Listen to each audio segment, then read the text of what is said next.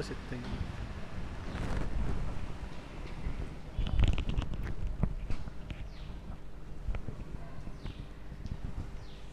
चालू हो गया। सभी उपस्थित बंधुओं को इस सभा में पधारने के लिए बहुत बहुत बहुत बहुत अभिनंदन, बहुत बहुत स्वागत।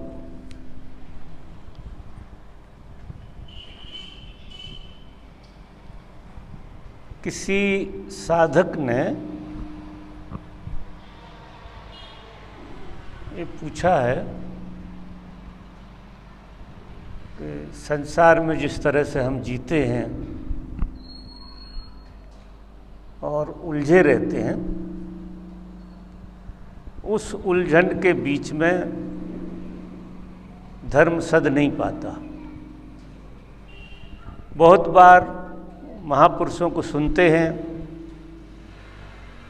थोड़ी बहुत ऊर्जा बदलती है, उनके अचेतन में जाती है, थोड़े परिवर्तन होते हैं, लेकिन अतृप्ति ज्यों की त्यों रहती है।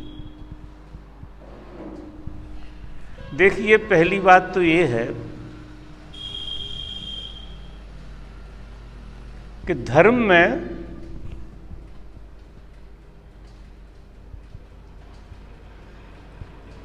हम तृप्ति ढूंढते हैं। हम ये ढूंढते हैं कि कुछ ऐसा है जो हमें मिल जाएगा और उसके मिलने से हम तृप्त हो जाएंगे। सभी का जो ख्याल रहता है वो ऐसा रहता है कि धर्म में कुछ हमको उपलब्धि होगी। ये जो उपलब्धि होगी, ऐसा भाव संसार की भाषा का है। धर्म शुरू ही नहीं हुआ है यहाँ। अगर कभी कोई ऐसा सोचता है कि कुछ मुझे मिल जाएगा, कुछ उपलब्धि होगी और बड़ी तृप्ति होगी, मन के रहते रहते ये संभव नहीं। मन अतृप्ति का दूसरा नाम है। वो कभी भी तृप्ति की तरफ जाता ही नहीं, वो अतृप्ति का दूसरा नाम है। इसलिए तुम्हारे जीवन में जो कुछ भी घट रहा है, जो परिवर्तन आ रहे हैं, जो जीवन से तुम्हें कुछ मिल रहा है, वो सब चाहे संसारिक हो और चाहे धार्मिक हो, दोनों चीजों में अतृप्ति तो बनी ही रहेगी, बनी ही रहती है। क्योंकि मूल रूप से हमारी जो देशना है वो गलत है।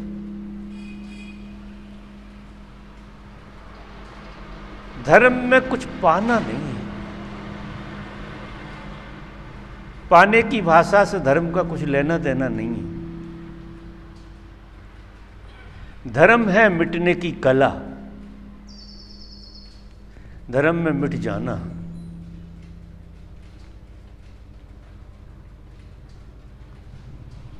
हम तन, मन और धन, तीनों में हमारी ऊर्जा को उलझाए रखते हैं और इतनी ज़्यादा उलझाते हैं कि धर्म के लिए हमको बिल्कुल जगह नहीं होती।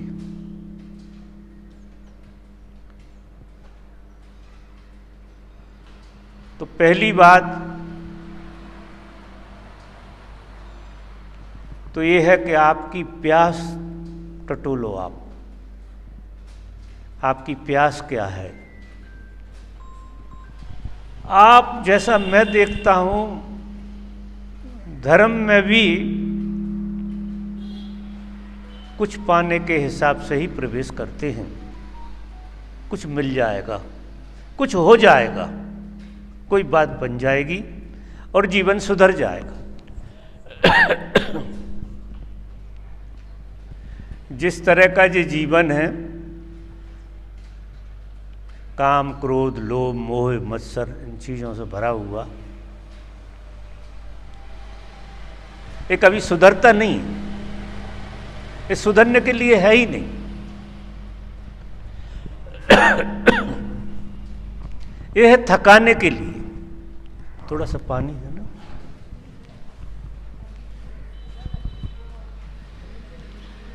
और हम उसे, वो आ रहा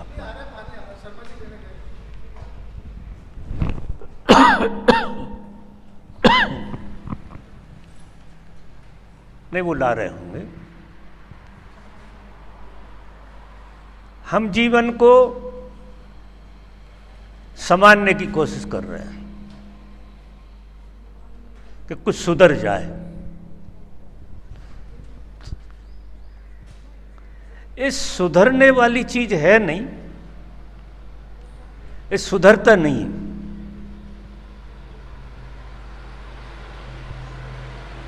ये थकाता है।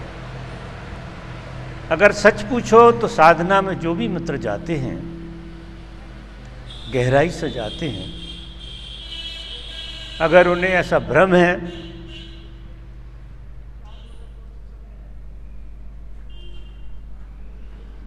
कि संसार के सारे कृत्यों में रहते हुए वो आनंद को उपलब्ध हो जाएंगे, ये संभव नहीं है। हमें प्रायोरिटी पे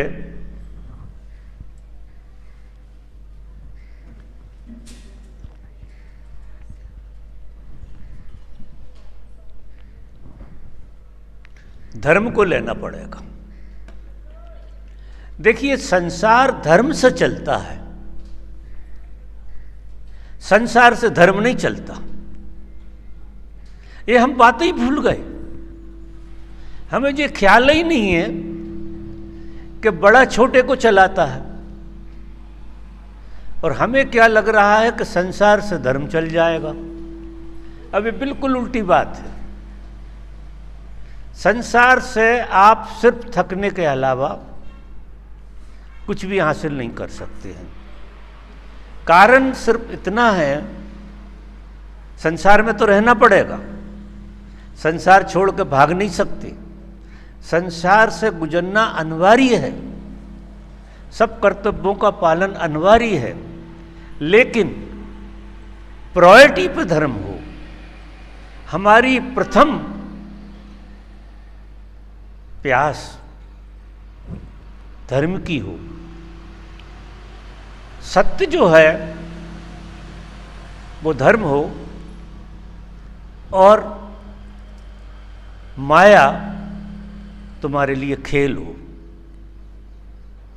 जो लोग कहते हैं कि संसार में रह के हम बहुत थक जाते हैं, बहुत पीड़ा पाते हैं, उसमें जो मूल चीज है वो यही है कि आप संसार से धर्म को चलाते हैं या संसार के लिए धर्म में प्रवेश करते हैं। अब ये तो बात नहीं बनी। तुम्हारा जन्म इस वजह से हुआ ही नहीं, अब ये बुनियादी भूल हो गई। तुम्हारा जो जन्म यहां हुआ है और संसार में तुम्हें पैदा किया परमात्मा ने, भेजा है, वो इसलिए कि तुम्हारा मूल उद्देश्य धर्म हो और संसार तुम्हारे लिए खेल हो। अगर संसार खेल है तो संसार में आप क्या करते हैं, थकान नहीं आएगी। अगर कोई संसार में थकता है, टूट जाता है, तो उसे बहुत गहराई से देख लेना चाहिए कि जड़ों में कहीं खोट है, जड़ें ठीक नहीं। जड़ों से ऊर्जा बहुत गलत आ रही। अब जड़ों से ऐसी ऊर्जा आएगी जो पेड़ को खाएगी। अगर इस तरह की ऊर्जा आएगी तो पेड़ क्या होगा, जल्दी सूख जाएगा। ना तो उसमें फूल लगेंगे और ना उसमें फल लगेंगे, ना उसमें सौंदर्य घटेगा। हमारा जो जीवन है संसार में एक पेड़ की तरह ही है, और ये जो पेड़ है ये सूखा सूखा मर जाएगा, ऐसा हमें डर है। प्रत्येक आदमी को एक डर लगा रहता है कि मैं ऐसा ही ना मर जाऊं। प्रत्येक आदमी की भावना जो रहती है कि मैं कुछ और हो के मरूं, लेकिन उसे जो पता नहीं है वो और हो क्या होना चाहता है, जो उसको बोध नहीं। तो देखिए कि बिना सत्संग के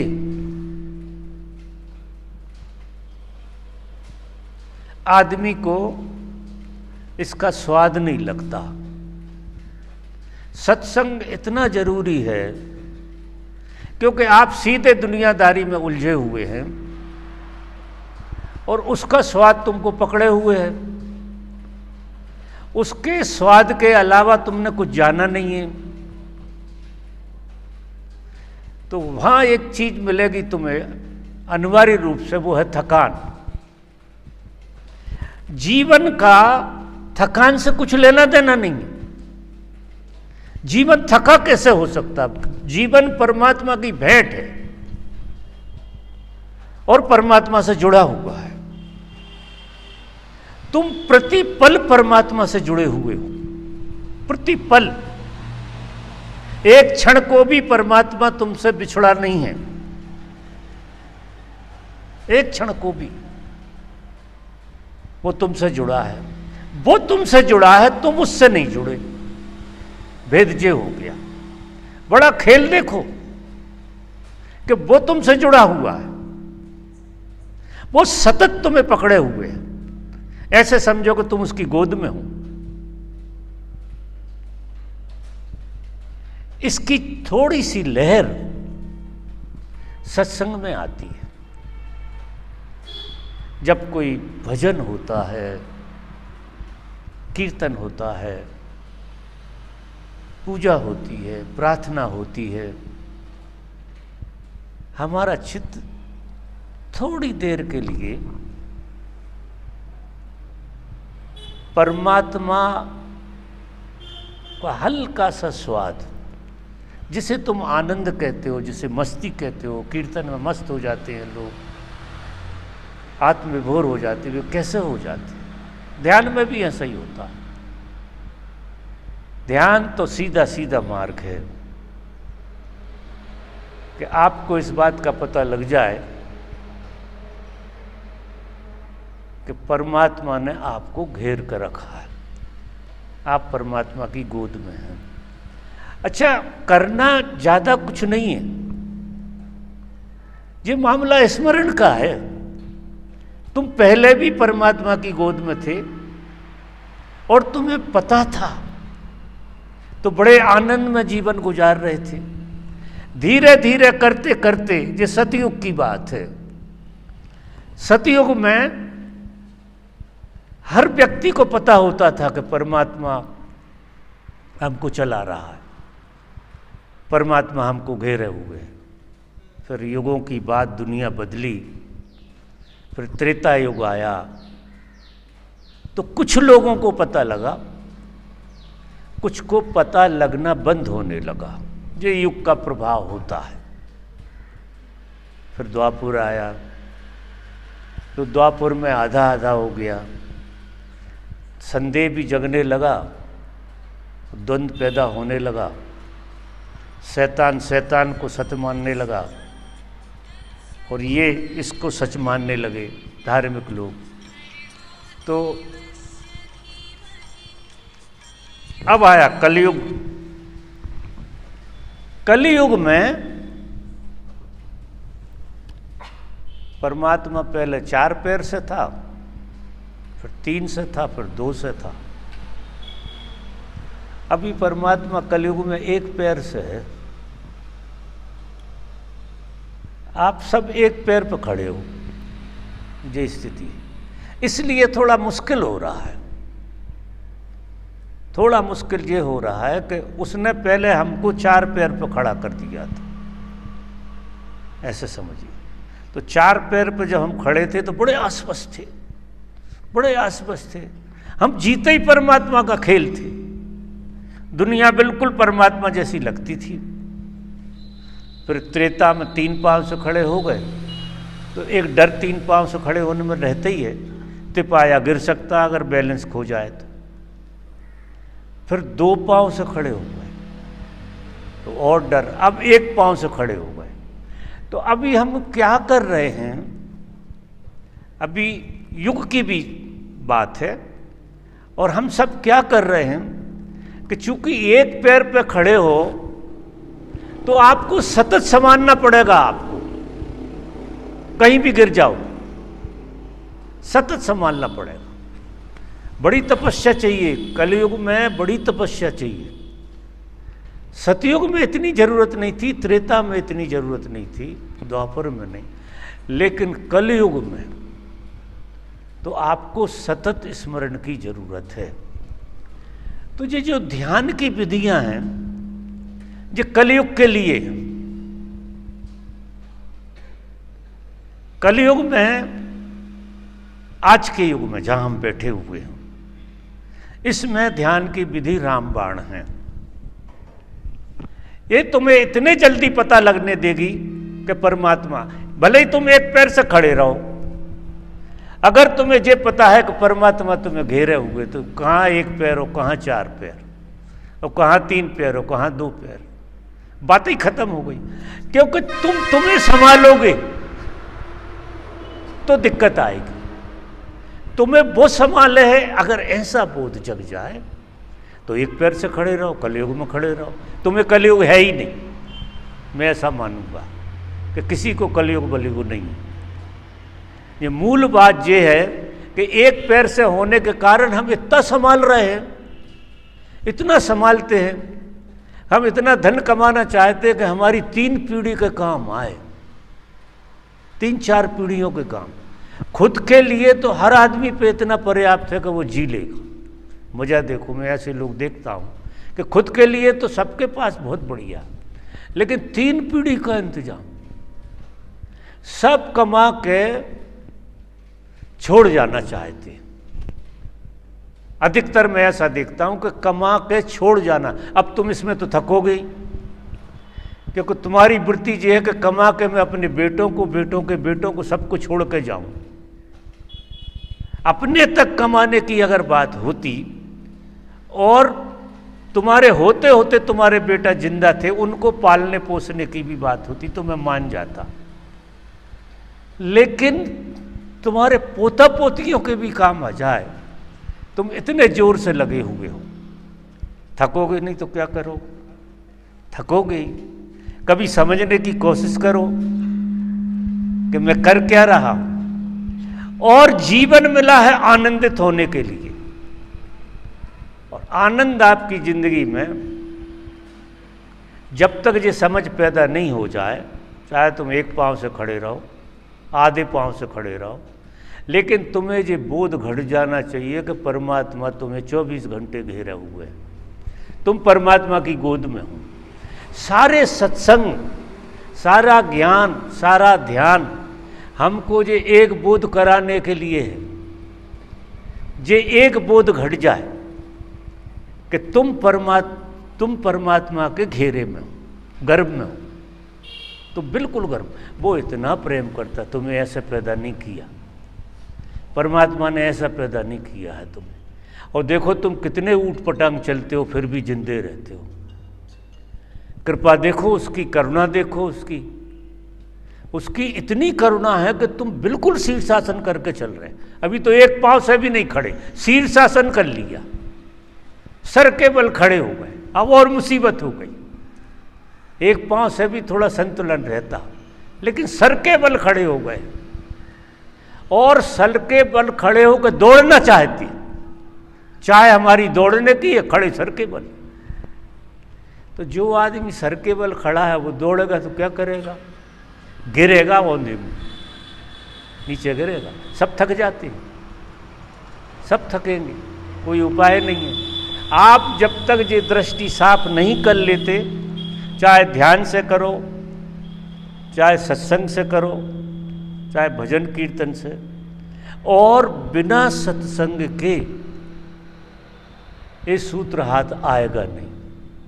कि मैं आपसे कहूँ, आप अपने से ये सूत्र पालो, क्योंकि तुम्हें जिस ढंग से प्रकृति पैदा करती है बहुत अंधेरे में करती है। प्रकृति खुद अंधकार में है पूरी की पूरी, और प्रकृति में जो जो पैदा हो रहा वो सब अंधेरे का खेल है, पूरा अंधेरे का। अंधेरे में प्रकाश केवल महापुरुष डालते हैं, संत पुरुष डालते हैं। जो ज्ञानी पुरुष हैं वो अंधेरे में प्रकाश डालते हैं। थोड़ी सी किरण, वो भी उनके बस में अगर होता तो वो तो सबको एक साथ डाल देते, लेकिन तुम शीर्षासन से पहले सीधे हो तो वो उपाय करते हैं कि तुम सीधे कैसे हो गए, लोभ देते हैं तुम्हें। संत पुरुष भी थोड़ी सी लोभ की बात करते हैं। कारण क्या है कि तुम्हें लोभ की भाषा आती है। अगर सच पूछो तो लोभ की भाषा संत पुरुष भी ना बोलें तो ये सत्संग में हजारों लोग जा रहे हैं ना, ये लाखों लोग, ये एक न जाए। लेकिन उन्हें भी ये पता होता है कि ये सीधे नहीं आ सकते, तो उनको एक लोभ की भाषा में डाला जाता है कि जैसे बने तुम किसी बहाने से आओ तो सही। और जब कोई उस खेल में शामिल होने लगता है तो फिर वो रस के कारण जाता है, वो फिर लोभ के कारण कम और रस के फंसाया जाता है। जैसे मछली पकड़ने कांटे में आटा लगाया जाता है, तो आटा अगर न लगाओ तो मछली पकड़ी नहीं होगी। कांटे को कौन खाएगा? कोई नहीं खाएगा। तो मछली तुरंत पकड़ में आ जाती, आटा लगा दो। तो थोड़ी सी लोभ की भाषा लगाओ, भीड़ इकट्ठी हो जाएगी, इतनी भीड़ जिसका कोई हिसाब नहीं। ध्यान में थोड़ी सी लोभ की भाषा कम है, इसलिए ध्यान की तरफ उन्मुख बहुत कम लोग होते हैं, क्योंकि उसमें एक ही बात है कि लोभ की भाषा नहीं है। वो सीधा सीधा तुम्हें कांटा पिला रहे हैं, और कांटा कौन पीना चाहेगा? मरना कौन चाहेगा? इसलिए ध्यान की बात करो तो 4 आदमी आएंगे, और सत्संग की लोभ से मिला हुआ सत्संग की बात करो तो 4000 आएंगे। अब तो लाखों आ रहे हैं, ऐसा सुनता हूँ, लाखों लोग सत्संग। लेकिन फिर भी मैं मानता हूँ कि वो ठीक हो रहा। मेरा ऐसा मानना है कि किसी भी दृष्टि से तुम पहुँचे तो सही, भगवान का संकीर्तन सुना तो सही तुमने, उनकी वाणी सुनी, उनकी लीला कथा भागवत जो भी कहो तुम, क्योंकि शुरुआत तो ऐसे ही होगी। और तुम्हें एक बार रस पकड़ गया सत्संग का, और सत्संग का रस मैं कह रहा हूँ वही बात है कि तुम पे परमात्मा की किरण उतरने लगी, क्योंकि आनंद जो है वो परमात्मा का स्वभाव है। आनंद किसी के लिए कभी नहीं मिल सकता है, क्योंकि आनंद और परमात्मा 2 चीज़ें नहीं हैं। जब तुम्हें आनंद की छोटी सी भी किरण, तुम परमात्मा को ऐसा नहीं देख सकती कि 4 हाथ और 5 ये सब चीज़ें, ऐसा नहीं। उसकी पहचान तुम्हें बैठे बैठे मस्ती पकड़ जाए, तुम कुछ के कुछ होने लगो, एकदम पाँव में घुंघरू लगने लगे तुम्हारे।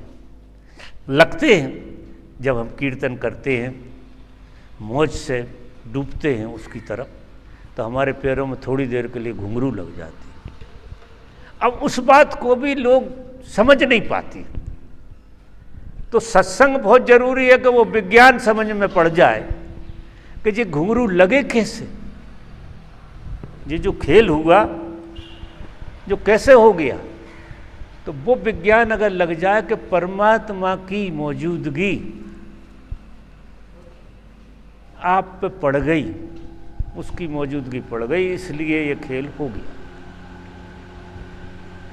और एक बार इस बात का पता लग जाए तो जो मित्र कहते हैं कि हम संसार में बहुत थकते हैं, टूट जाते हैं, ऐसा करते हैं, बस वो सब बंद हो जाए। आप संसार में इतने बढ़िया जिएंगे, इतने सुंदर जिएंगे। क्यों? कि आपने संसार को खेल मान लिया, उसका तुम्हारा खेल नहीं। तुम तो पता नहीं कौन सा खेल लगा लो। ऊपर से चलना पड़ेगा अपन, नीचे से नहीं। उसका खेल है जी। ये अपन सब बैठे हुए हैं, जितने लोग बैठे, ये सब उसी के मोहरे हैं और उसी के मोहरे खेल खेल रहे हैं। वो खिलवा रहा है, हम सब खेल रहे हैं, हमारे हाथ में कुछ भी नहीं है। और अगर तुम खेल रहे हो फिर तो आफत हो जाएगी। तुम खेल को बिगाड़ोगे अगर तुम खेल रहे हो। देखो, एक शतरंज का खेल होता है, उसमें घोड़ा, हाथी, ऊंट, वजीर ये सब होते हैं, लेकिन खेलने वाला कोई और होता है। मोहरा नहीं खेल रहे, घोड़ा नहीं खेल रहा, ना हाथी खेल रहा, ना ऊंट खेल रहा। हम थे मोहरे। कोई ऊंट था, कोई वजीर था, कोई कुछ था, कोई कुछ था। हमने खुद खेल शुरू कर दिया। अब खुद खेल शुरू करोगे तो मामला बिगड़ने वाला है। वो चालें गलत हो जाएंगी, वो खेल हो ही नहीं पाएगा, सब बेकार हो जाएगा। खेलने वाला तो कोई और होता है। जिस तरह से शतरंज के खेलने वाला कोई और होता है, और जो प्यादे होते हैं वो खिलाड़ी के हिसाब से चलेंगे, अपने हिसाब से तो नहीं। हम चाहते हैं उस खेल में हमारे हिसाब से चल जाएं, यही भूल हो रही है। हम शतरंज के खेल में बड़े खिलाड़ी को, जो खिलाड़ी है उसे भूल गए और हम अपने ढंग से चल जाएं। तो अब तुम्हारा क्या भरोसा, तुम ऊंट की चाल ना चलो, घोड़ा की चलने लगो। तुम्हारा क्या भरोसा, तुम्हारा मन बदलता रहता। ऊंट को देख के ऐसा लगता ऊंट हो जाऊं, घोड़े को देख के ऐसा लगता घोड़ा हो जाऊं, हाथी को देख के ऐसा लगता हाथी हो जाऊं। तो अब क्या करोगे तुम? हो तो प्यादे और ऊंट बन के खेलने लगे, तो क्या हालत होएगी आपकी? आप संघर्ष में पड़ गए। आप अपनी चाल खेलते तो खेल होता, आप ऊंट की चाल खेलने लगे, ऊंट घोड़े की चाल खेलने लगा, या जो भी। तो हम सब प्यादे हैं उसके, मालिक की, और उसने हमें जो प्यादा बनाया है हम प्यादे को खेलें। वही प्यादा बन के रहें जो मालिक ने बना दिया। समझ रहे मेरी बात? हम वही प्यादा बन के रहें जो मालिक ने बनाया। हम क्यों प्यादे से ऊंट होना चाहते? और हर आदमी की यही हालत है। अभी देखो, संसार में सब वजीर ही होना चाहते, राजा ही। प्यादा भी कहता राजा होएंगे हम तो। अब राजा की चाल चलोगे तो हालत तो खराब होने वाली है। जब तक ये सूत्र समझ में नहीं आए कि तुम परमात्मा के मोहरे हो, उसकी शतरंज के मोहरे हो। एक शतरंज तुम खेलते हो और एक शतरंज वो खेल रहा, और गजब की शतरंज है भाई जी, इतनी सुंदर जिसका कोई हिसाब नहीं। अगर यहाँ जितने लोग बैठे हैं ये अपने अपने मोहरे के स्वभाव को समझ लें, अपने अपने मोहरे की, तो इधर उधर देखने की बात तो खत्म हो गई। खुद से खुद दुखी नहीं है आदमी। आदमी के दुख का कारण खुद से खुद तो बिल्कुल नहीं है। अगर कोई आदमी खुद होने से राजी हो जाए तो खुदा हो जाए, आप आश्चर्य करो, खुद होने से राजी हो जाए। और परधर्मा भयावह, और हम कुछ दूसरा होना चाहते। मालिक ने तुम्हें दूसरा बनाया है और कह दिया कि इसमें खुद जियो। तो जब खुद कोई जिएगा तो प्यादे को भी बोध पैदा हो जाएगा कि हाथी और मैं एक ही हूं, जिस लकड़ी से वो बना उसी लकड़ी से मैं बना।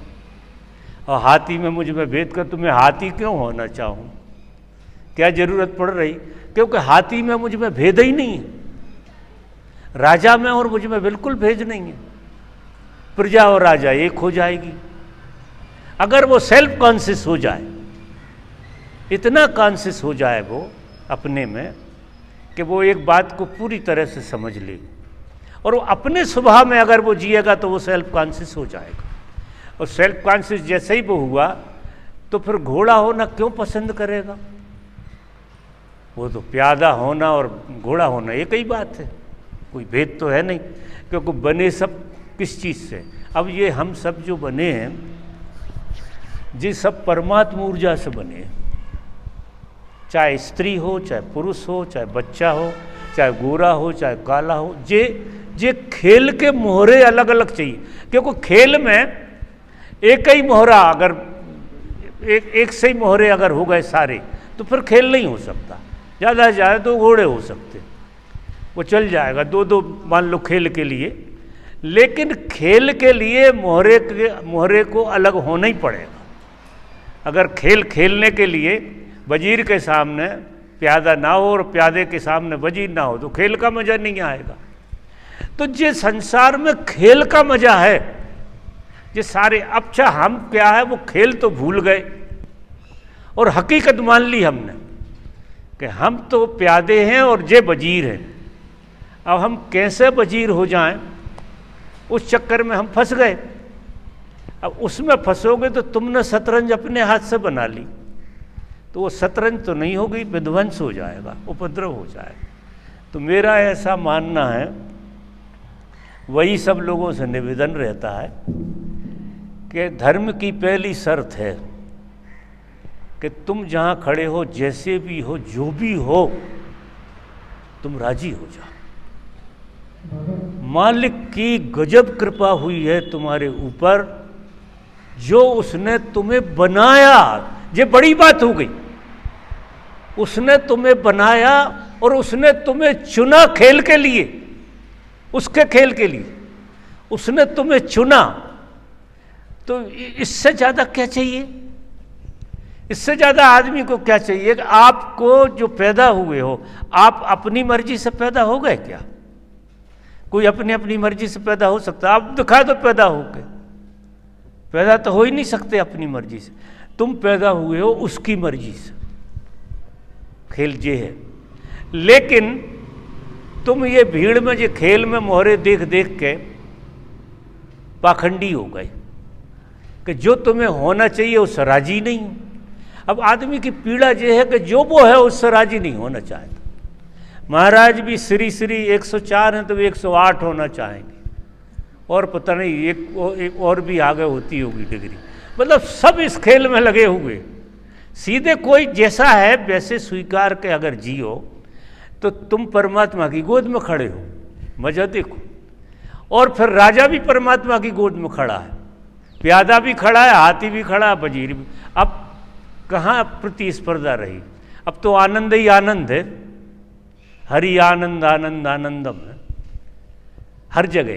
तो ये जो भी देख रहे हो, आपको थोड़ी सी दृष्टि आपकी सत्संग बदलेगा। ऐसे मेरे कहने से नहीं बदलोगे तुम। अगर मेरे कहने से बदल जाओ तो आज से सब समस्याएं हल। मैं गारंटी लेता हूं, अगर मेरी बात समझ जाओ, आज के बाद तुम कभी भी दुखी हो जाओ जिंदगी में तो मैं ताम्रपत्र पे लिख देता हूं, सोने के पे लिख देता हूं। कोई आदमी कभी दुखी नहीं हो सकता है। दुख का मूल कारण ये है कि वो पाखंड को जीता है। जो जैसा है वैसा नहीं जीना चाहता, और जो जैसा है वैसा जिएगा परमात्मा की गोद में होगा सीधा, क्योंकि उसे पता लग जाएगा तो मालिक खेल रहा है, मैं खिलाड़ी, बात खत्म हो जाएगी। बाबा, हम लोग ऐसा सोचते हैं कि हमारी जीवन में ये समस्या हल हो जाएगी या मेरा ये काम हो जाएगा तो हम धर्म में अच्छे से चले जाते हैं। और हम लोग ऐसा सोचते हैं कि जो अभी समस्या चल रही है या ये काम हो जाएगा तो हम धर्म में अच्छे से चले जाएंगे। तो वो ये झूठ को हम लोग जीते हैं। तो जिस सत्संग के अभाव में यही रहेगा। अभी सत्संग में जाना शुरू करो, ABCD पढ़ो, पहले साहित्य पढ़ो अच्छा। ये ऐसे नहीं पलटेगी बुद्धि, घर में पढ़े पढ़े सड़े सड़े ऐसा नहीं पलटेगी। इसको घर से बाहर निकलना पड़ेगा। आप सत्संग में जाइए और अच्छे साहित्य को पढ़िए महापुरुषों की, कि जो शास्त्र अगर नहीं होते तो धर्म की शुरुआत नहीं हो सकती थी। शास्त्र लिख के महापुरुषों ने इतना बड़ा कल्याण किया है, इसका कोई हिसाब नहीं। हम जिस अंधेरे में बैठे हैं, हमें दिशा कौन देता? कहीं से दिशा नहीं। तो शास्त्रों का अध्ययन करना चाहिए घर में बैठे बैठे, और जहाँ भी मौका मिले वहाँ सत्संग में जाना चाहिए। अब आजकल तो ऐसा है कि आपको कहीं जाने की ज़रूरत नहीं है, मीडिया ने सब खड़ा कर दिया है। 2-4 घंटे टीवी पे दूसरी चीज़ें मत देखो, इसमें से ही देख लो, कुछ इसमें से गुजार लो, तो शोरवा का शोरवा तो मिल ही जाएगा, कुछ तो हो जाएगा। और फिर करो ध्यान। और ये बातें जो तुम कह रहे हो, ये तो आएंगी अपने से। ये जो खेल है वो अपने से तुम में पैदा होगा। क्योंकि कारण क्या है कि तुम में जो बुनियादी भूल है वो तो है ही नहीं।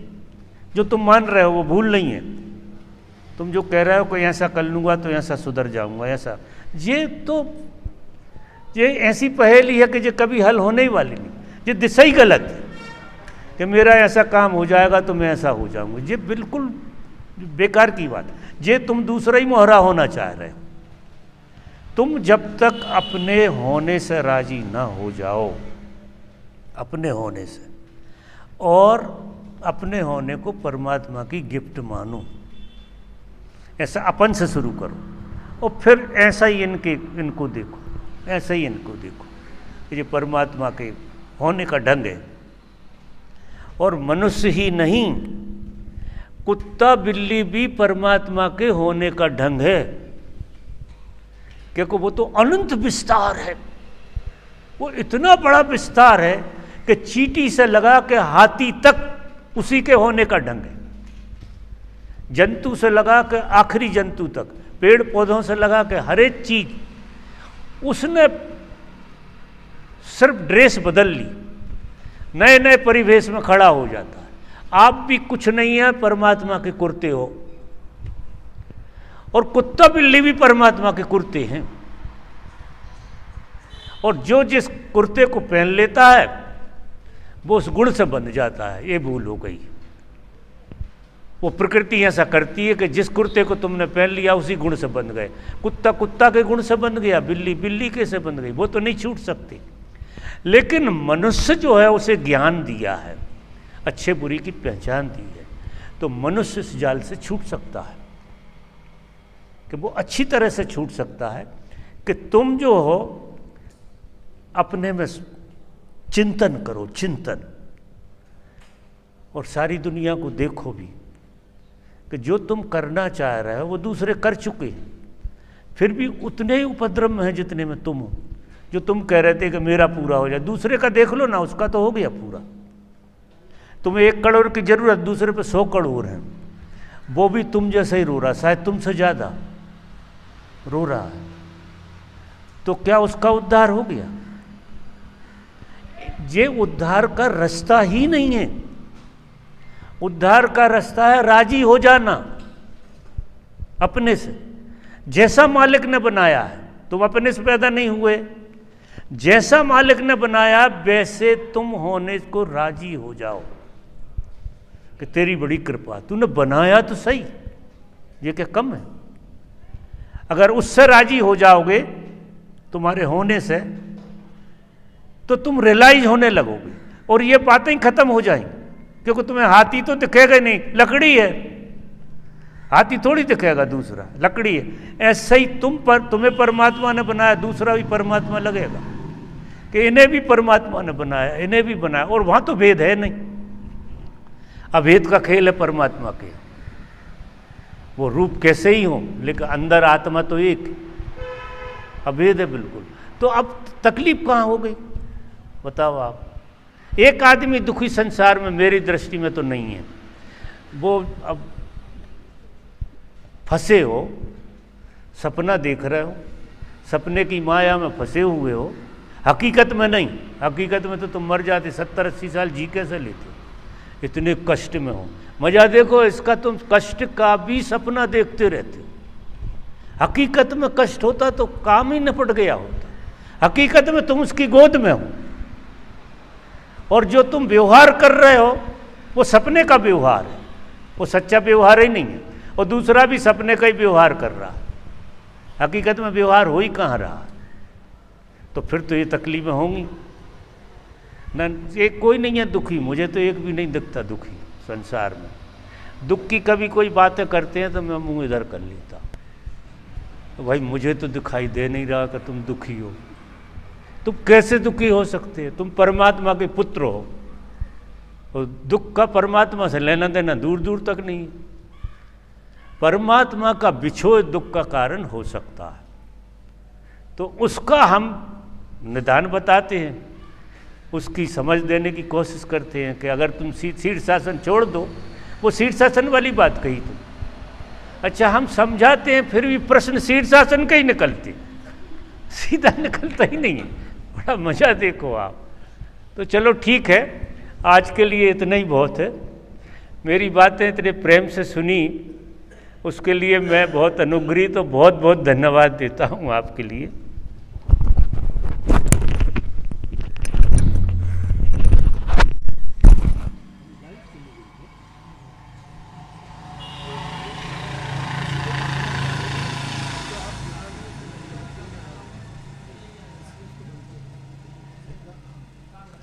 हरि